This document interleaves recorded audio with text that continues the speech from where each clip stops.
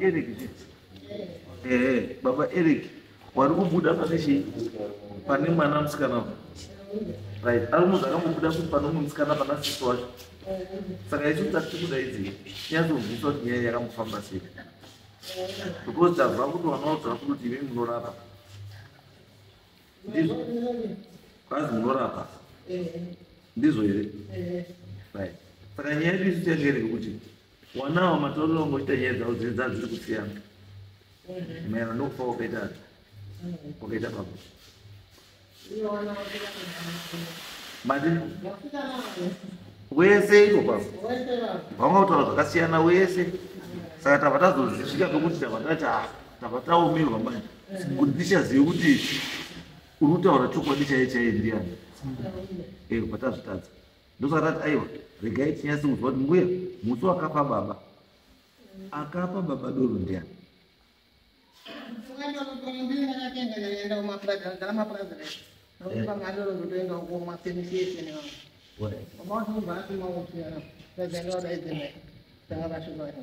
Mwana uya ndio rudi ndio wanatenga maskade tunafanya wanatenga ndio anacheza roho kwa cha message wanaenda na gari masoro kwa ndani mandati ndio wakati wako ndio wao haya awasikana warudi ndiye baada ya gari mkaangaro uingie ngari kwa na ututenga tundumu kuenda huko tanga tundumu wapeza kuja totokinda totora tarara mbamwe kumile kuseni ya haraka iwajikatenda utela kwa changu paipenge sado romanya ndazumo na utela kwa changu kazi wewe ile mfano naye ndio wandamu kwa ndio utela kwa ndio bataenda na mwana taenda kudala akasala pa umma mkuru wangu mkuru ni mro ndio akasala kwa netundumu ndio sanga kazi ino baadaye kwa kwa changu na ndoto yako kwenda kwa ndio huya ndoto wangu msamwa wangu ndio zikafia kwa ndifike kwamba kuna baba wala kwa mkoa hatuna kundiba ndio ndapinda mbogoni kwa ubiga sasa bila kikafu chako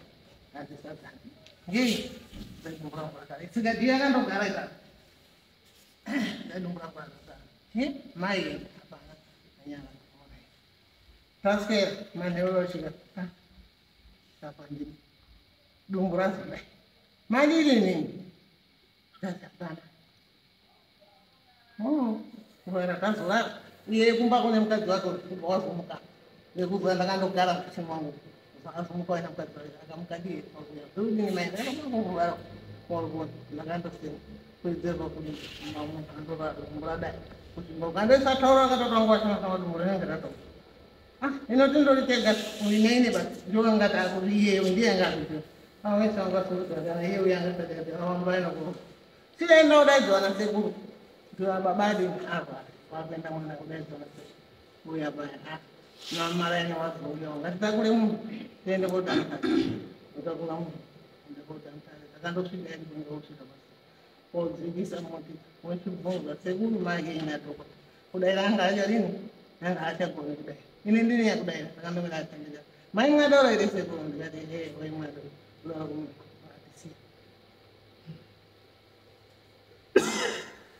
Boleh. Saka baba akazobva kuti mazuva mangani amwadwa. Mazuva akawara. Haana kuti mazuva mairi chakuvasha. Mazuva mairi chakuvasha. Alright. Because nyaya iripo ndekuti pari kuzi baba uri kuda chiti muroora ndiye akandipa shuga kubva ndaisa mudoro.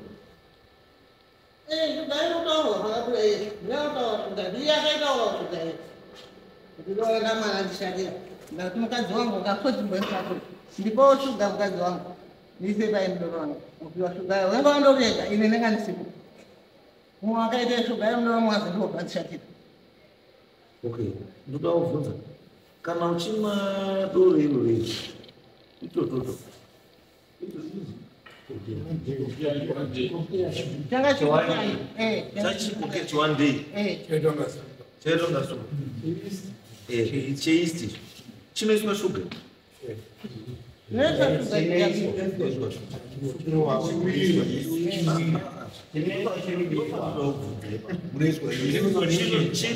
chinoiswa east neshuga yebrown muri kushipika kuti chiwiri iprocess yefermentation ndiyo inenge ichiita ichitwa shuga inocatalyze and the fermentation ukikurumidza kuita sei chikurumidza kuchengeta mafuro uri kudidigwa and ndosana kubva kana chaiswa shuga apa kana maakuzomwa chinoiswa futi shuga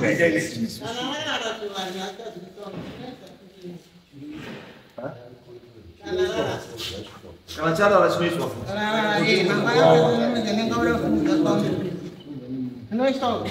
asi uyu mwana paasvika wati akasvika nedoro baba wakambomwa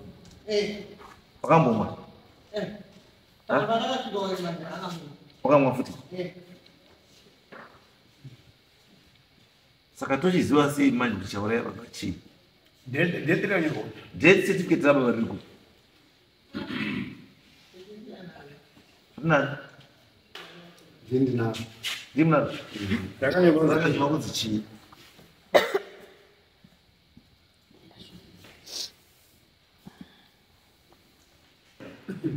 ipoison itori pachecho haitori poison ndosaka ichitosungisa kuti nipa tototo chikokia ndo mazita acho kana hazvidiwi zvinhu izvozvo hazvibvumirwi nemutemo and the reason why zvisingabvumirwi because zvinouraya ispirit yasiyana newhisky yasiyana najohn walker nezambezi vamwe vangu varitoonao chirwere chemudumbu zvavanosimudza nemadhiridi nemayisti ndotsvaka dhokta takuona kuti dhokta wakati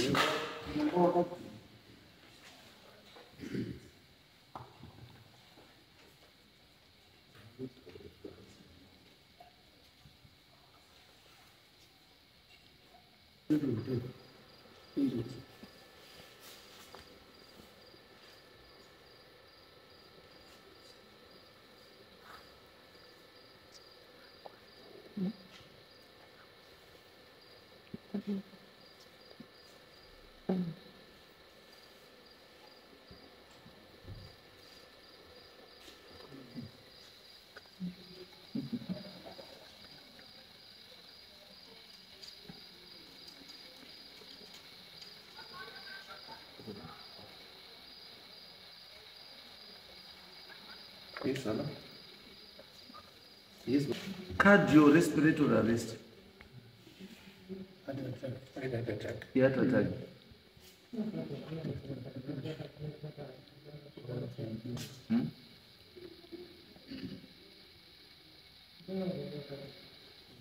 cause ya other severe gastric arthritis yaita nemudumbu asi kana yatoti gastric kaene chikuita nemasiti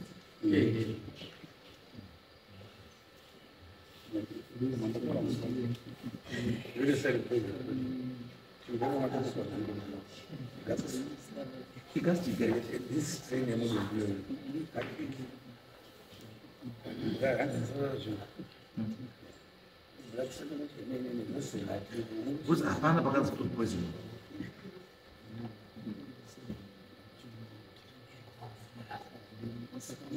severe gastro makazvibvunzira uzori zvinoreve kuti severe gastro ili zvinokubatsira ina kana maclinic ganesi chiremba endai mubvunze chiremba zviri kureva kuti munhu akafanira obva kuti because already pautaura necardiac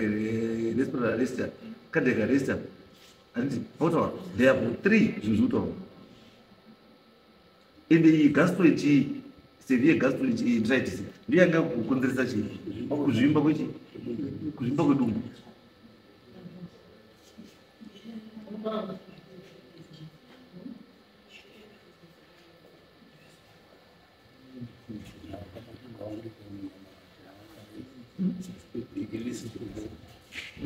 ende mubatsirwa but chandikuona zvokuti ipoison hapana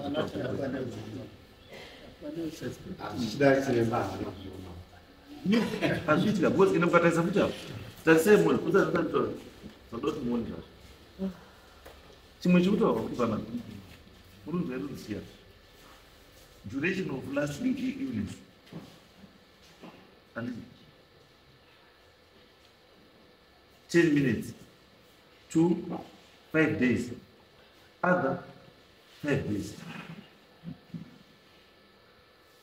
Meaning this was not a first.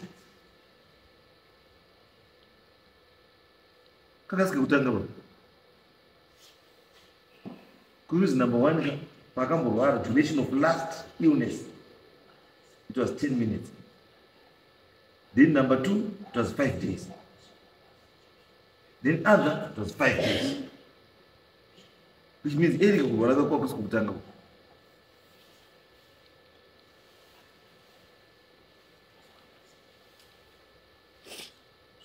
Shuka yazongo yayo shuka. Asi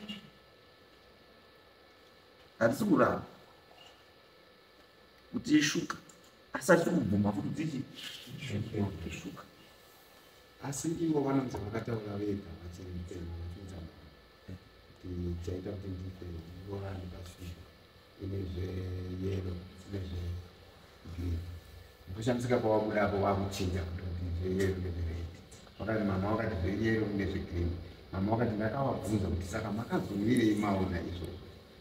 Vakati ndaida kuzadzisa zvido zvemunhu iye aisa poison. Asi Ndaida kuzadzisa zvido zvemunhu iye aisa poison.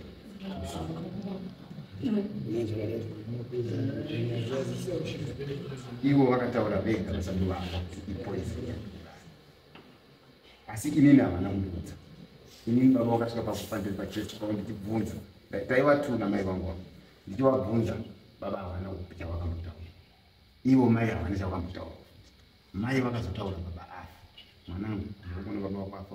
Wati ndakaisiwa chii poison. Ndikati ndimubvunza ere mwana yeye ndakasabvunza. Saka ndakakutoona. alright, mbuya zvamunoita chiitai kuti ndaona kuti Eric kubuda apa ndazvata arikubuda pawana wenyutuka. Ndazvata kuti Eric arikubuda pawana wenyutuka. Chiite gadzirisai imi semunhu anorapa munoziva zvinoitwa zvokuti Eric adi amuke arwe hondo yake kune munhu akaita sei. Ndizvo kambuya. Mambo ipo papo mune matirebesera mambo animkona takagara kudai tiri mhuri vapana mai vangu havataure neni mama kana ndikavafonera havadai.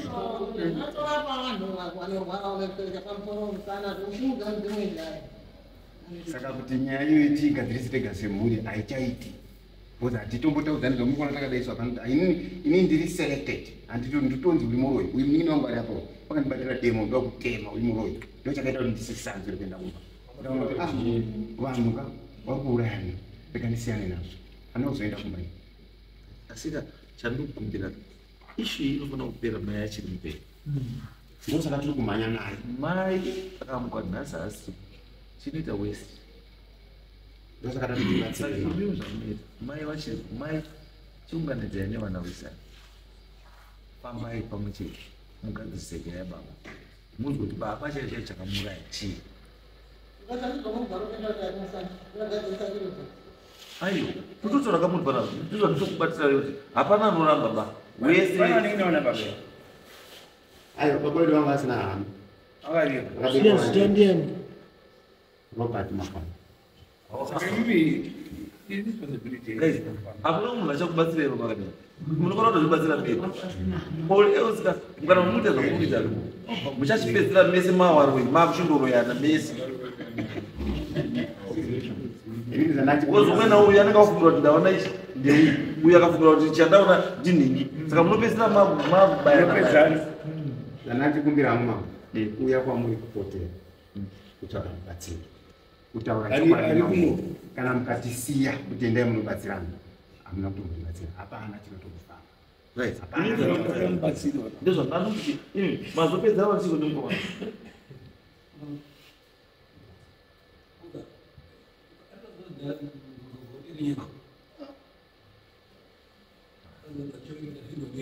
ndozvapane mukomana aifanira kuuya saka aichanga mudzukuru kuti vafirwa nechii wane svikiro ravo raifamba navo vakashayika chida kuya kuno saka achakwanisa kutoya kuno kunhasi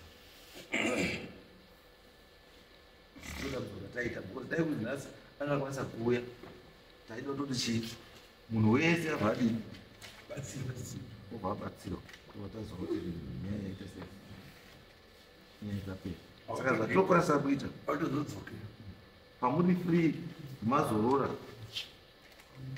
14 and 28 ndizvo 14 and 14 na 21 mochuza date ramukati vamunizokwasamuke hapana anochuza mambo kana imi mukasataura ndikukumbira kuti muteerere zvanomutaura kana imi mukasataura hapana anoteerera saka ngatirepa 21 munhu wese 21 yepa muita make sure kuti mai atapo yes because mai dota solve nyaya because nyaya imono wake andizvo right ngativale